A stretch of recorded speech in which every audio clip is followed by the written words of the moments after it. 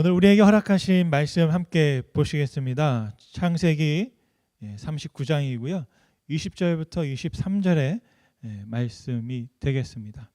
찾으신 말씀 함께 자리에서 일어나셔서 함께 한 목소리로 읽겠습니다. 창세기 39장 20절 말씀. 이에 요셉의 주인이 그를 잡아 옥에 가두니 그 옥은 왕의 죄수를 가두는 곳이었더라. 요셉이 옥에 갇혔으나 여호와께서 요셉과 함께 하시고 그에게 인자를 더하사 간수장에게 은혜를 받게 하시매 간수장이 옥중 죄수를 다 요셉의 손에 맡김으로 그 재반 사물을 요셉이 처리하고 간수장은 그의 손에 맡긴 것을 무엇이든지 살펴보지 아니하였으니 이는 여호와께서 요셉과 함께 하심이라. 여호와께서 그를 범사에 형통하게 하셨더라. 아멘. 자리에 앉으시겠습니다. 지금부터 여러분들의 옷이 좀 가벼워지신 것 같습니다. 서머타임이 시작됐고 공적으로는 여름이 시작되었습니다. 여러분 일주일 동안 너무 무리하지 마시기 바랍니다. 이 몸이 적응되는 그런 시간이 필요하다고 합니다. 날씨가 바뀌어서 제가 옷장을 좀 들여다봤거든요. 그랬더니 옷장이 맨 앞에 겨울 옷들이 빼곡히 있더라고요. 이제 좀 줄을 좀 바꿔야 되겠다 하고 입을 만한 옷이 있나 하고 들춰봤습니다. 있었을까요? 없었을까요? 이상하죠? 입을 옷이 없어요. 그렇게 옷이 많은데 그것까지는 좋아요. 그런데 옛날 옷을 이렇게 꺼냈더니 가까이 가니까 약간 냄새가 나더라고요.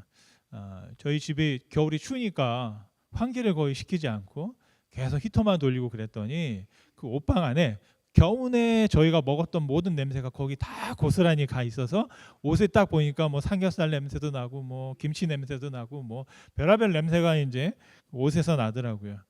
그래서 저는 그 옷을 입었더니 저희 아내가 옷에서 냄새가 난다는 거예요. 그래서 그래? 어떡하지? 아내가 집을 비운 사이에 제가 또 은밀하게 구입한 향수를 그 옷방에다가 그냥 착착착착착착 뿌려놨죠. 그리고 드디어 아내가 들어왔어요. 근데 저는 모른 척하고 내심 뭘 했을까요? 칭찬받을 생각을 하고 딱 1층에서 칭찬받을 생각을 하고 있는데 집에 2층에서 갑자기 소리가 나고 누구야 막 하면서 막 뛰어내려오는 거예요. 그러면서 저를 보더니 이 향수를 저한테 던지는 줄 알았어요. 그러면서 하는 말이 뭐라고 말은 못하지 옮길 수 없는 말을 막 하면서 결론적으로 뭐냐 이혼 당할 뻔했어요. 야 뭐라고 했냐면 한 번만 더 이런 무엇을 했다가는 이제 제가 이렇게 산다니까요. 하소연할 곳이 없어서 이렇게 공적인 장소에서 생각을 해보니까 그게 더 힘들었나 봐요. 냄새가. 저는 얼마나 그 향기가 좋을까 내심 기대했는데 여러분 저 같은 실수를 하지 마시고 또 우리 남자들은 잘 알아두세요. 이게 너무 손쉽게 하려고 하면 안 되고 결론은 그게 뭐냐 빨아서 입으면 되는 거를 좀 쉽게 한번 해보려고 했다가 큰 코를 좀 다쳤습니다. 제가 요셉의 이야기를 보면 이 옷이 굉장히 중요합니다. 이 야곱의 아들 요셉은요 원래 채색 옷을 입었어요. 아주 화려한 실로 원단으로 꾸며진 그런 옷이었습니다. 그런데 나중에 성경을 보면 이 성막을 지을 때도 성막을 덮는 그 천이 뭐냐면 아주 화려한 채색 원단이었습니다. 그런데 그 채색 옷이 벗겨졌고 결국에는 피 묻은 옷이 되었습니다. 그 요셉은 이스마엘 상인들에게 팔려 나가면서 이제는 완전히 그냥 누구도 입지 않는 허들의 옷 같은 종의 옷을 입게 되었습니다. 그런데 하나님의 은혜로 그래도 굉장히 잘 사는 집안에 종으로 팔려갔죠. 그리고 그 종에게 주인에게 잘 보여서 주인 다음 2인자가 되어지는 그렇다면 요셉의 옷도 좀 달라졌을 것 같아요. 애굽 사람들이 입는 그래 좀 높은 위치에 있는 사람들의 옷을 입었을 것으로 생각을 합니다. 그런데 오늘 말씀에 보면 그 옷마저도 벗겨져 버립니다. 요셉은 환경이 바뀔 때마다 새로운 옷을 입는 것을 볼 수 있습니다. 오늘은 바로 종이었던 요셉, 그 옷이 벗겨졌습니다. 그 옷을 벗긴 사람은 주인의 아내였습니다. 그리고 그녀는 요셉에게 죄를 뒤집어 씌웠어요. 17절 말씀을 같이 한번 읽어보겠습니다. 17절 말씀.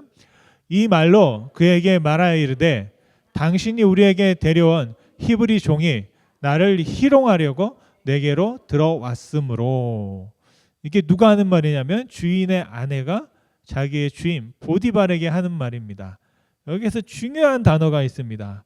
우리가 항상 누군가에게 나를 변호할 때 이런 말을 많이 써요. 당신이 우리에게 데려온. 그러니까 그 요셉은 누가 데려왔다? 보디발 당신이 데려왔다고. 여기 오늘 저희 장모님이 오셨는데 장모님에게 딸이 둘이 있어요. 그 딸이 둘이 싸울 때 항상 뭐라고 하냐면 분리하면 니네 엄마라고 그래요. 내 엄마가 아니고 너의 엄마라고 그런 말을 드려요. 내가 누군가를 말할 때 보면 형제들끼리 혹시 그런 말 한 적 없으세요? 너 아버지 때문이다. 아니면 너 어머니 때문이다. 모르겠어요. 우리 애들도 그러고 있는지 모르겠는데 오늘 보디발이 뭐라고 합니까? 당신이 데려온 그 히브리 종 때문이다. 그런데 문제가 있었어요. 무슨 문제가 있어요? 너무 잘생긴 놈을 데려온 거예요. 너무 요셉이 아름다운 종을 데려왔다. 그렇게 말하진 않았지만 속마음은 뭐 그런 마음이 들어가 있는 거죠. 당신이 그 남자를 데려오므로 어떻게 됐냐? 18절 말씀입니다. 이렇게 말합니다. 같이 읽겠습니다. 내가 소리질러 불렀더니 그가 그의 옷을 내게 버려두고 밖으로 도망하여 나갔나이다. 버려둔 게 아니라 그 여자가 잡아 끌었거든요. 그러니까 요셉은 어쩔 수 없이 그 옷을 놓고 그냥 떠나게 됐습니다. 혹시 여러분의 인생을 살다가 여러분의 옷이 내 의도와는 상관없이 벗겨졌던 그런 여러분 경험들이 있으십니까? 어떤 일을 하다가 우리가 흔히 말하는 옷을 벗는다고 그러잖아요. 어떤 일을 하다가 그 하는 일에서 다른 일을 하게 되거나 아니면 그만하게 되거나 할 때 그런 표현들을 많이 쓰는 것 같습니다. 아마 여러분들의 삶 속에서도 한두 번쯤은 그런 경험이 있으실 것으로 생각합니다. 근데 오늘 말씀에 보면 요셉은 어떤 변명도 할 기회를 얻지 못합니다. 요셉의 아내가 아니라 보디발의 주인의 아내가 당신 때문입니다 라고 쏘아붙이니까 이 남편도 그 책임에서 벗어나기 위해서 그냥 요셉을 벌하게 되었습니다. 그리고 종의 옷을 벗겨버리고 그 요셉에게 무슨 옷을요? 죄인의 옷을 입히는 것을 볼 수 있습니다. 제가 지난주에도 말씀드렸지만 요셉이 형통하게 되었다고 그랬죠. 형통하게 되었으면 상황이 좋아져야 되잖아요. 그런데 형통한데도 상황이 나빠집니다. 점점점 갈수록 상황이 나빠졌고 나빠진 정도가 아니라 아주 최악으로 바닥으로 떨어졌습니다. 여러분의 삶에서 혹시 가장 어려운 순간은 언제셨습니까? 혹시 지금인가요? 졸음을 참는데 너무 힘겨워하시는 분들 계십니까? 저도 예전에 설교나 말씀을 듣다가 보면 갑자기 설교하시는 목사님의 얼굴이 이만해졌다가 조그매졌다가 갑자기 커졌다 작아졌다 막 이러더라고요. 그리고 목사님의 말씀이 막 커졌다 작아졌다 하고 막 그렇게 정신이 없을 때가 있어요.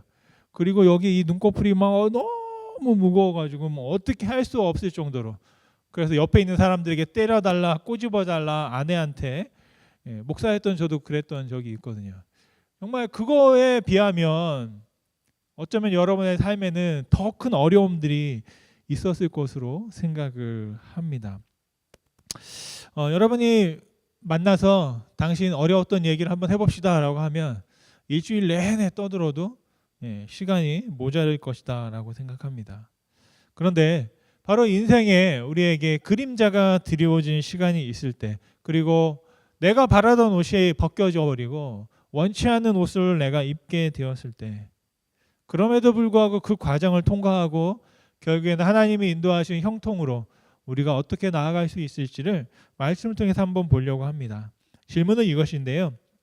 인생에 그림자가 드리울 때 우리를 형통의 길로 인도하시는 하나님의 은혜는 무엇일까? 첫 번째로는 하나님은 요셉을 새로운 곳에 두셨습니다.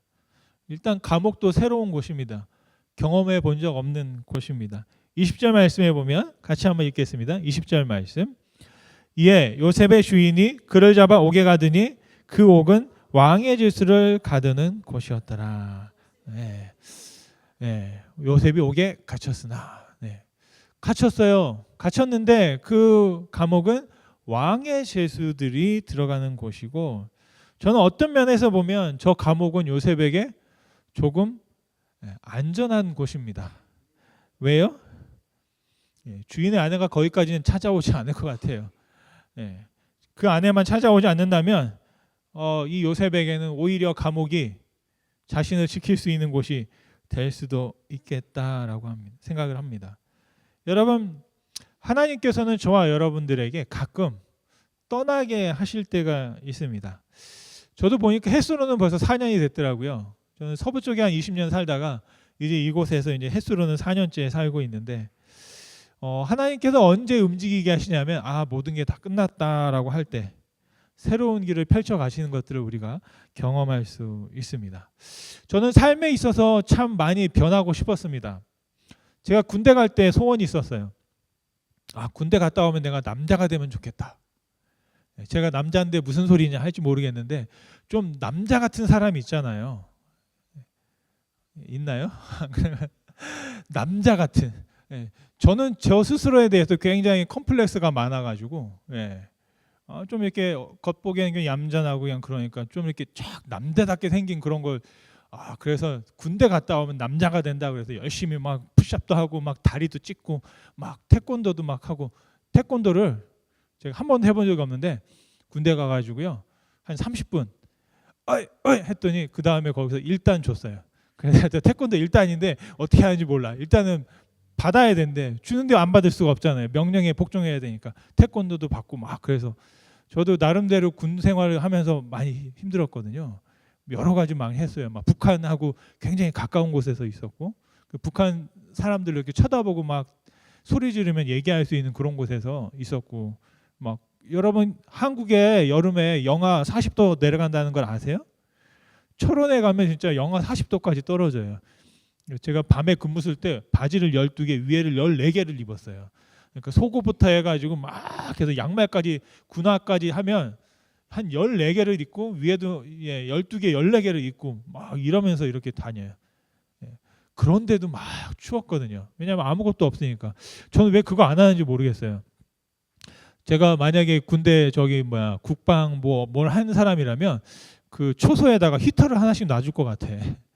전기 끌어다주고 히터 하나씩 놔주면 되잖아요. 근데 히터가 없는데 그냥 밖에서 이렇게 한 7, 8시간씩 계속 지키고 서 있어야 되는 거예요.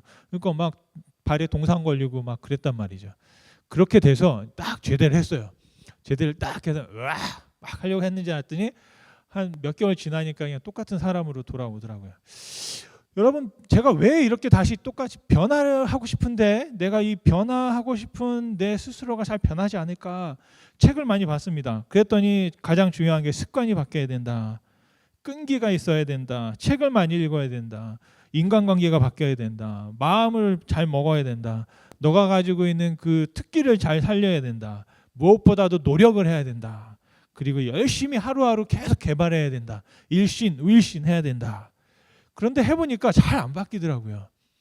제가 여러 가지 책을 읽으면서 한 가지 저희가 설득당한 게 있어요. 언제 바뀌느냐? 환경이 바뀌면 가장 쉽게 바뀌더라고요. 주변 환경이 바뀔 때 내가 바뀌는 걸 보았습니다. 혹시 여러분 변화를 경험하고 싶다면 여러분의 주변 환경을 한번 바꿔보시는 것들을 추천해 드립니다. 한번 떠나보는 겁니다. 그랬을 때 그곳에서 변화를 경험하게 되는 것이죠. 그래서 제가 가지고 있는 인생의 몇 가지 슬로건이 있는데요. 이런 말을 제가 하나 만들었어요. 제 카카오톡에도 이렇게 되어 있습니다. 호모 어드벤처러스. 그래서 저게 보니까 어드벤처, 모험하는 인간이라는 겁니다. 그래서 모험하는 인간이 살아남는다. 저는 모험적이지 않기 때문에 웬만하면 모험하는 인간이 되고 싶다라는 소망을 담아서 그런 소망을 담았어요. 제가 3가지가 있는데 하나가 더 있어요. 하나는 뭐냐면 호모 비아토라고 했어요. 여행하는 인간이 살아남는다. 이런 책이 또 있습니다. 또 하나는 호모 루덴스라는 게 있습니다. 이게 뭐냐? 놀이하는 인간, 즐기는 인간이 살아남는다. 여러분 어차피 예수님 믿을 거면 즐기면서 믿으시기 바랍니다. 억지로 믿으면 힘들어요. 근데 즐겁고 감사하면서 믿고 싶다. 죄송한 말씀이지만 저는 제 묘비에다가 이렇게 쓰고 싶었습니다. 원래는 묘를 안 말고 싶었는데 모르겠어요. 나중에 어떤 마음이 될지.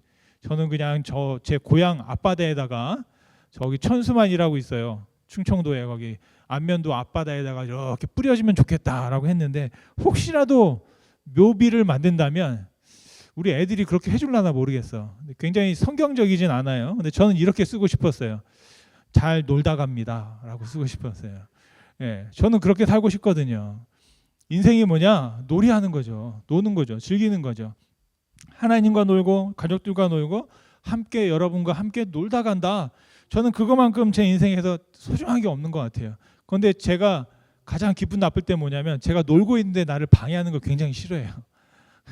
제가 뭐 하고 있는데 방해하는 걸 싫어하는데 그런 마음들을 가져봅니다. 여러분 어떠신지 모르겠어요. 어려울 때 어려운 그 순간에 하나님께서 변화하게 하시고 뭔가 도전하게 하시는 거, 여러분 만약에 여러분이 입고 있던 옷을 딱 누가 벗기잖아요.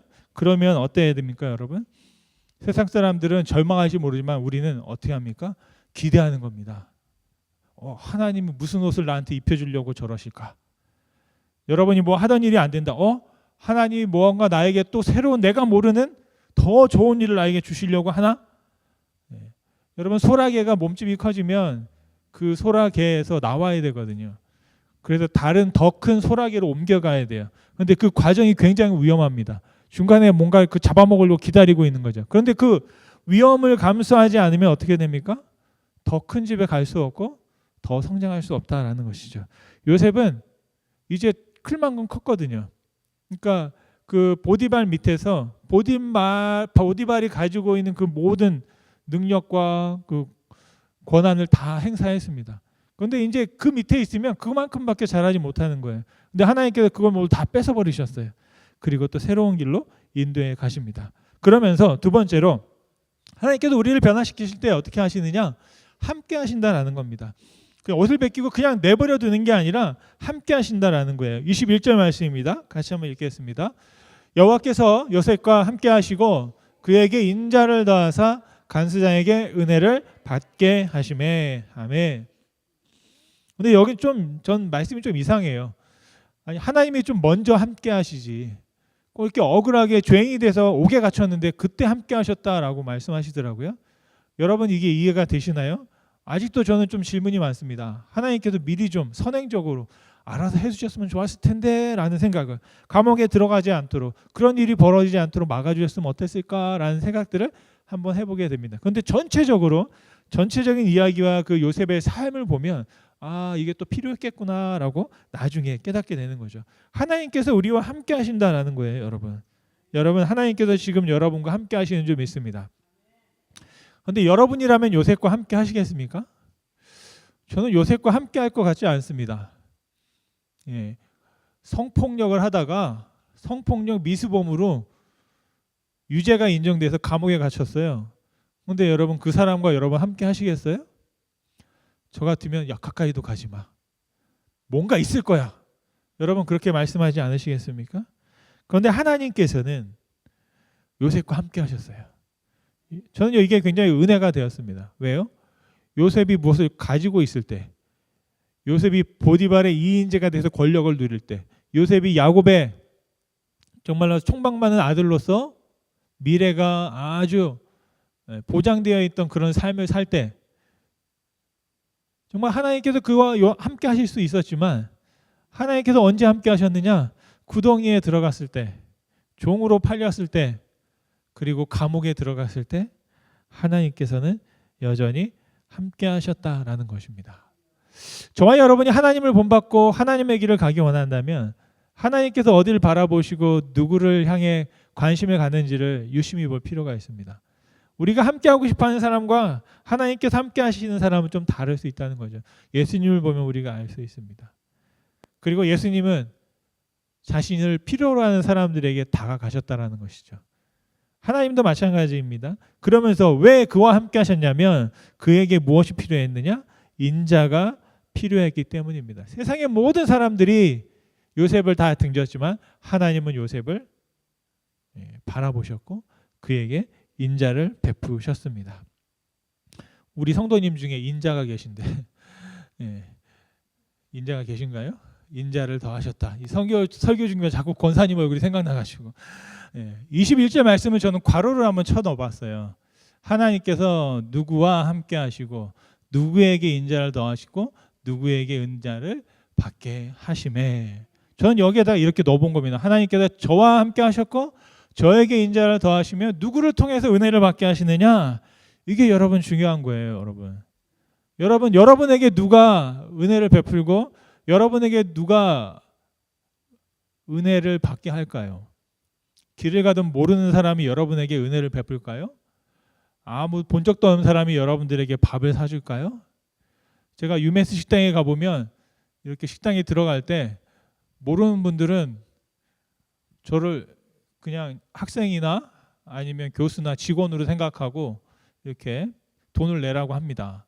그러니까 이거 방송에 이런 얘기 하면 안 되는데 내라고 해요. 그런데 가끔 보면 거기 일하시는 우리 성도님들이 계시면 본인 거를 막 찍어주고 때로는 학부모니까 제가 또 학부모잖아요. 학부모는 또 공짜다. 그래서 한번 또 이렇게 들어가기도 하고 그랬던 적이 납니다. 그러니까 아는 사람이 저에게 은혜를 베푸죠. 모르는 사람이 갑자기 이거 오셨어요 하고 이렇게 반기지 않거든요. 여러분, 이게 여러분 중요한 거예요. 저와 여러분에게 은혜를 베풀 분은 누구냐? 여러분 옆에를 보시겠어요? 원수이기도 하지만 그분이 여러분에게 은혜를 베풀 사람들입니다. 하나님께서 요셉에게 은혜를 베푸시는데 누구를 통해 은혜를 베풀었습니까? 요셉과 같이 있는 사람이요. 그 사람이 누구예요? 간수장이에요. 그 죄인들을 관리하는 간수장을 통해서 하나님께서 은혜를 베푸셨다는 거죠. 여러분 잘 보세요. 그 사람이 나에게 은혜를 베풀지만 하나님은 내가 은혜를 베풀었다고 말씀하십니다. 여러분에게 누군가가 은혜를 베풀면 그 은혜는 그분이 너에게 주신 거지만 여전히 하나님께서 나에게 베풀어 주신 은혜인 줄 믿습니다. 그래서 여러분 옆에 있는 잘 아는 그 분들이 바로 나에게 은혜를 베풀 뿐이다 라고 생각하시고 은혜를 받을 때 정말로 감사로 고백할 수 있기를 원합니다. 바로 하나님은 그렇게 은혜를 베푸셨어요. 22절 말씀입니다. 같이 한번 보겠습니다. 도대체 그 은혜라는 게 뭘까 한번 볼게요. 22절 말씀해 보니까 간수장이 옥중 죄수를 다 요셉의 손에 맡김으로 그 재반 사물을 요셉이 처리하고, 요셉이 받은 은혜가 뭐예요? 저는 이런 은혜를 안 받고 싶어요. 무슨 말이에요? 죄인으로 사는 것도 힘든데 일을 하라는 거예요. 간수장이 요셉에게 준 은혜는 뭐냐면 일을 시킨 거예요. 어떤 일을? 그 죄수들을 다 돌보는 일을 시켰어요. 요셉은 종이었기 때문에 야, 네가 어떻게 이 감옥에 들어왔냐? 요셉은 저 감옥에 들어갈 군번이 안 돼요. 급이 안 돼요. 그 죄수들은 다 왕과 관련이 있고 상류층에 있는 사람들입니다. 그런 사람들이 와서 죄인으로 머물다 가는 곳인데 요셉이 떡 들어온 거죠. 그러니까 그 간수장이 하는 게 뭐냐? 야, 너 종이잖아. 저 죄수들을 네가 돌봐라. 그래서 그 모든 일을 요셉이 하게 되는 겁니다. 그런데 그 일, 성경은 뭐라고 말합니까?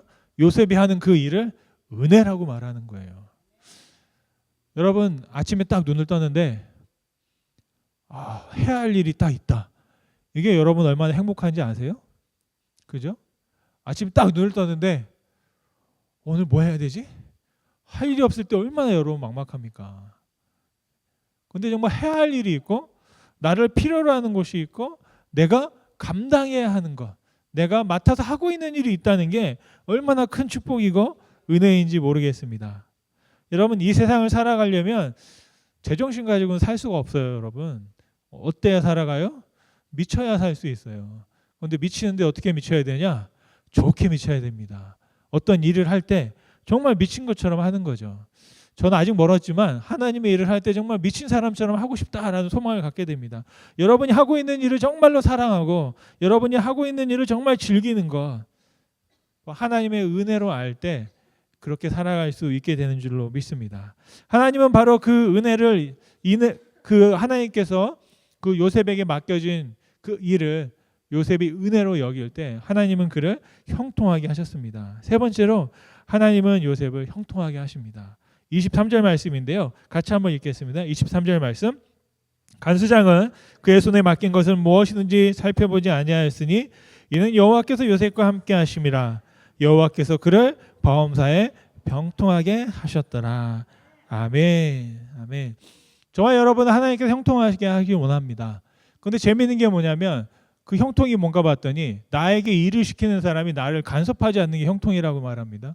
여러분들도 많은 일을 하실 텐데요. 제가 일을 하는 거에 대해서 많은 경험이 없어서 직장 생활에 관한 책들을 이렇게 봤더니 이런 말을 합니다. 직장 생활할 때 가장 좋은 게 해야 되는 게 뭐냐? 잘 알아듣는 거래요. 알아먹는 거예요. 눈치가 있어야 되는 거죠.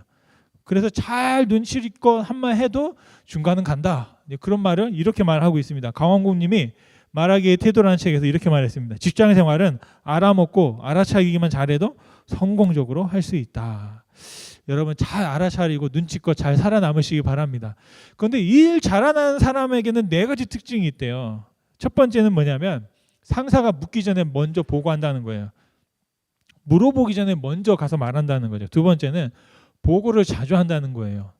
가끔 하는 게 아니라 이때쯤 할 때쯤 되면 자주 할수록 좋다는 겁니다. 세 번째는 좋지 않은 내용일수록 오히려 보고한다.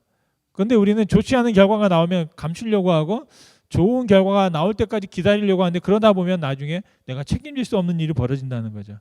네 번째로는 거짓되게 하거나 과장되게 하거나 축소하지 않는다. 이런 사람들이 오히려 일 잘한다라는 소리 듣는다는 거죠. 근데 우리가 생각할 때는 일 잘하는 사람은 뭐예요? 다 잘 될 겁니다. 잘 되고 있습니다. 걱정하지 마세요. 나중에 보니까 일 된 게 하나도 없어. 예. 이렇게 이제 문제가 생기는 거죠. 근데 오히려 사실을 있는 그대로 말하는 거, 그게 바로 다 일 잘하는 것이다. 형통이라는 단어를 제가 사전에 찾아봤더니 이렇게 말하고 있어요.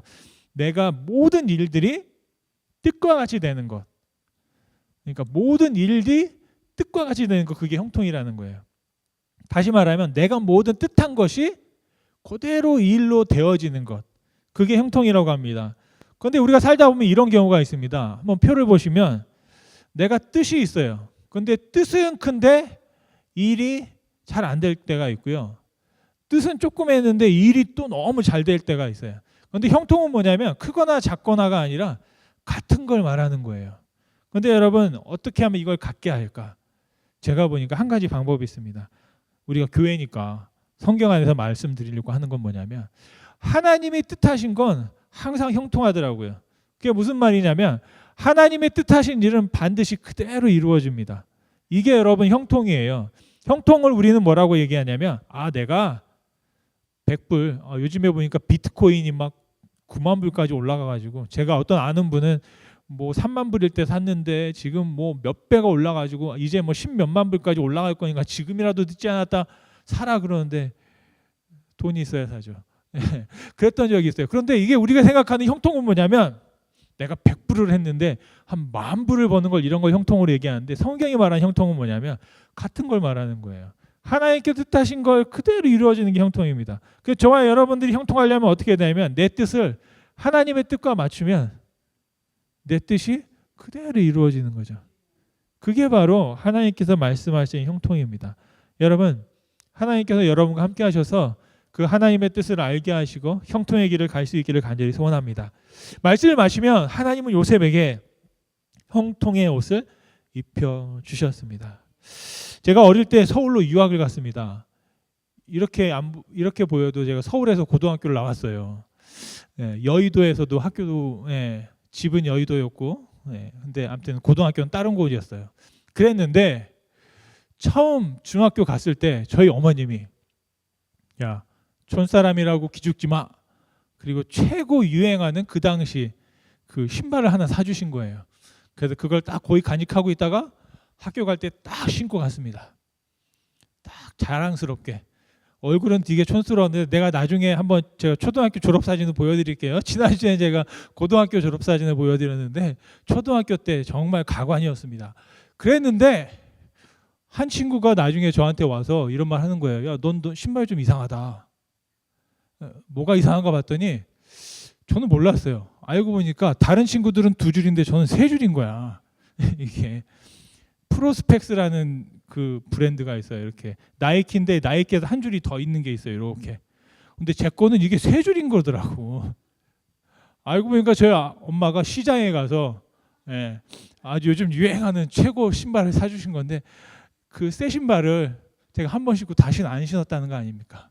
신고 갈 수가 없는 거예요.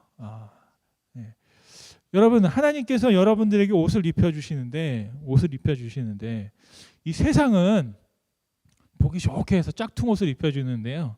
여러분, 그것에 현혹되지 마시고 하나님이 입혀주시는 참된 형통의 옷을 우리가 입고 살아가실 수 있기를 간절히 소원합니다. 무엇이 형통이라고요? 하나님의 뜻을 알고 그 뜻을 이루는 게 형통이라는 거예요. 여러분, 주기도문에 뭐라고 기도합니까? 하나님의 뜻이 하늘에서 이루어진 것처럼 땅에서, 이게 바로 형통이에요, 여러분. 저와 여러분이 하나님의 뜻을 가지고 있을 때 그 뜻이 이 땅에서 이루어지면, 그 땅에 이루어지며 그게 바로 형통의 삶이다라는 것입니다. 사도 바울은 우리에게 이렇게 말하고 있습니다. 형통을 또 다른 이름으로 이 말씀을 읽고 말씀을 마치겠는데요. 로마서 13장 14절 말씀입니다. 같이 한번 읽겠습니다. 오직 주 예수 그리스도를 옷 입고 정욕을 위하여 육신의 일을 도모하지 말라. 아멘. 사랑하는 여러분, 정말 주 예수 그리스도로 옷 입으시기를 바랍니다. 예수님이 바로 하나님의 뜻이거든요. 우리가 예수님으로 옷 입을 때, 우리의 뜻이 예수님께 있을 때 저와 여러분 형통하게 되는 줄로 믿습니다. 정말 이 시간 여러분이 어떤 상황과 어떤 환경에 처해 있는지 모르지만 그 모든 것들을 떠나서 이 시간 우리에게 딱 필요한 한 가지가 있어요. 그게 뭐냐? 바로 예수님을 믿고 예수님을 따라가는 것입니다. 왜냐하면 예수님께서 길이시고 진리고 생명이시기 때문입니다. 여러분, 예수님께서 입혀주시는 이 옷은 가볍습니다. 그리고 그 옷을 입을 때 우리는 예수님과 함께 형통의 삶을 살 수 있을 줄 믿습니다. 요즘 보니까 이제 파릇파릇한 이제 싹들이 올라오고 있더라고요. 이렇게 봄이 되어서 새 옷으로 갈아입는 것처럼 저와 여러분이 예수님의 옷을 입고 형통의 삶을 살아가고, 정말로 우리의 삶에 때로는 그림자가 드리울 때가 있는데 하나님의 함께 하심을 믿고 또 하나님께서 우리에게 베풀어 주실 인자를 누리면서 또 그 은혜로 여기고 형통의 삶을 살아갈 수 있기를 간절히 축원드립니다.